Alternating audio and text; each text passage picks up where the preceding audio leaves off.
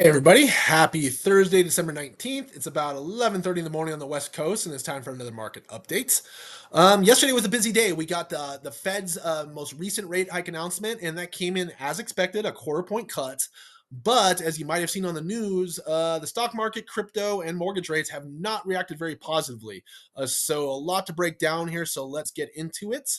As I said, the Fed did cut a quarter point, as expected. But after they announced that, they released a statement, they have a press conference, they release a lot of economic projections, and that's really where all the movement came from in the markets. So as I said, the Fed cut rates by a quarter point. That's good. They only had one person that didn't want to cut rates. That was Cleveland Fed President Beth Hammack. So that's good that it wasn't like a split decision. The statement they released was very similar, just minor differences. Previously, in considering additional adjustments to the Fed fund rate, yesterday, it was in considering the extent and timing of additional adjustments to the Fed fund rate. So more hawkish, not necessarily the best addition to the message. And then they also said they would reduce the balance sheet. They're going to continue to reduce the balance sheet, which we know. We just didn't know by how much and when they're going to do that again. So that was the first part. But the main thing the markets reacted to was this dot plot graph. So when they release their statements, they release these dot plot graphs, and every member kind of shows where they think rates will go over the next calendar year.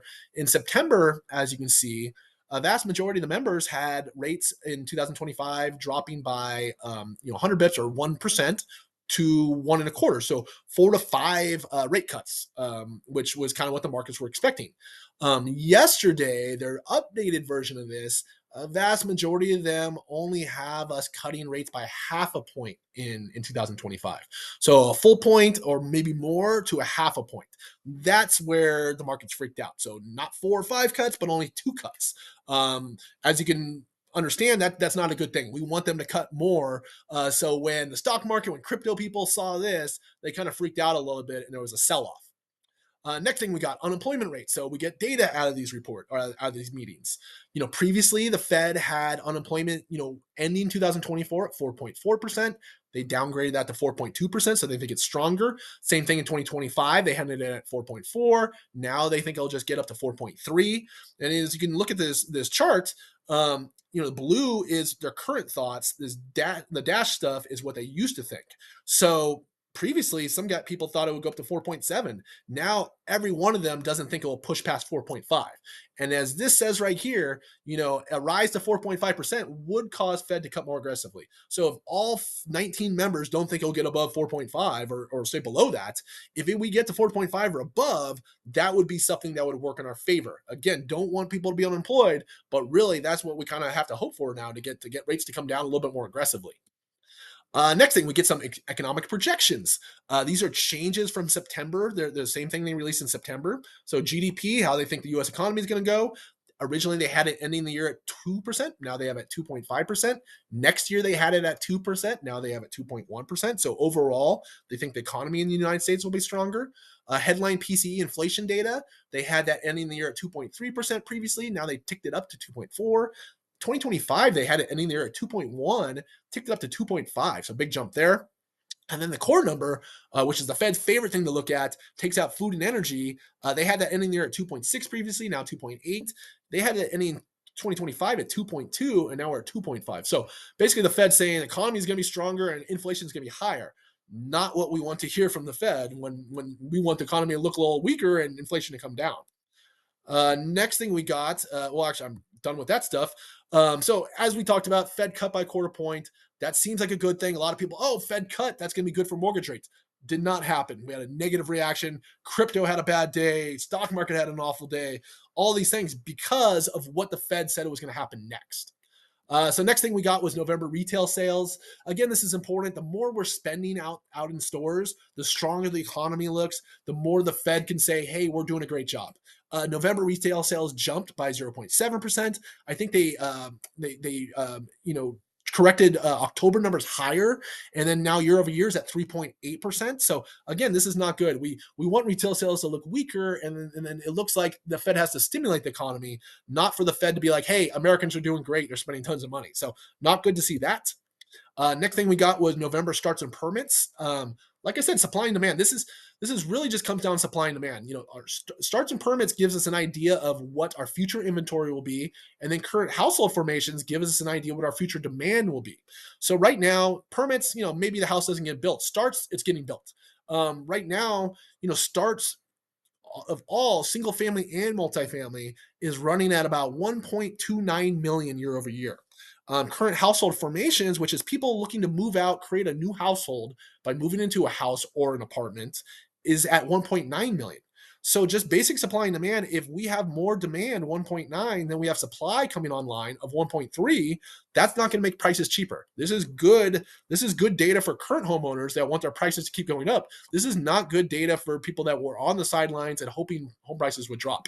Again, different areas will have different prices, but overall, it just looks like, unless this changes, we're operating at a deficit, in our supply and demand. And that just means prices tend to go up.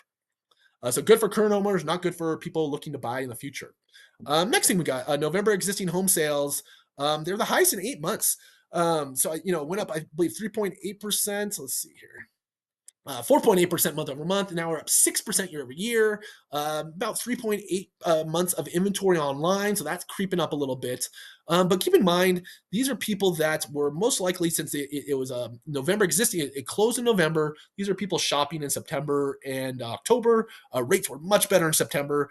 Started jumping at the beginning of October. So a lot of these people, maybe, that activity of rates being lower that month probably caused these numbers to be higher. But it's a good sign to shows that, when rates do come down, we'll have more activity. There'll be more buyers. There'll be more sales, which is good for, everybody. Initial jobless claims. So new unemployment claims supposed to be about 245,000, came in at 220,000. So again, just another sign that at least the job market is as strong as the Fed thinks. The higher these numbers are, the weaker it looks. These numbers keep coming in really low, and it's just backing up what the Fed thinks that, hey, inflation's still too high and employment's doing great, so we can slow down our rate cut. So not what we want to see here. Again, don't want to see people lose jobs, but probably what it's going to take for the Fed to cut a little more aggressively. So where does that leave us? The average 30-year conventional last week was at 6.82. Yesterday it was at 6.93, so a little bit higher. It jumped to 7.14 after that Fed meeting. So not a great day, not good for mortgage rates. I know a lot of people think that when the Fed cuts their rate, that means mortgage rates come down. But as we've talked about, we knew that the Fed was going to cut by a quarter point. That was already built into the math. What really caused the rise was the Fed, basically saying they're not going to cut as much in the future. So important dates. Where does that leave us? Tomorrow, it's a big one. We get the PCE, we get the November PCE forecast. And unfortunately, it's not looking like it's going to be a good one for us. Remember, the way these work is we're replacing last November's numbers with this November's numbers. Last November, really low. Inflation was negative.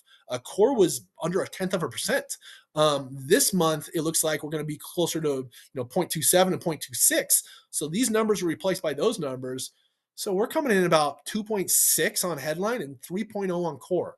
So the markets are going to see that and freak out. Tomorrow morning, that number is going to come out unless it's a big, number in our favor. It comes in lower than expected. Those numbers are going to come in. And even though it's just the math and how they come up with these numbers, they're going to come in higher and it's going to be reported higher, and the markets won't like that. After that, we get the BLS jobs report in early January, a CPI inflation report, and then the end of January, the 29th, is when we'll get the Fed's next rate cut announcement. So right now, 10% chance they cut rates, 90% chance they don't do anything. So not the best day yesterday. Kind of was expected, though, based on what's been coming out. Need inflation to come in lower, and we need unemployment to come in higher, unfortunately. So that's when we'll see rates come down. But keep in mind, rates coming down probably means higher prices. Not only are we going to have less inventory, with that supply and demand thing, but the more people out there trying to buy, the more a seller can sell that house for. So if you're in the market right now, that's something to consider. Waiting for rates to drop might mean you pay way more for the house. So not necessarily a good thing there either. So if anybody needs anything at all, please don't hesitate to reach out. Otherwise, I hope you all have a great week. Thanks, guys, and have a Merry Christmas and have a happy holiday. I hope everybody is safe and has a great time with family and friends. Thanks, guys.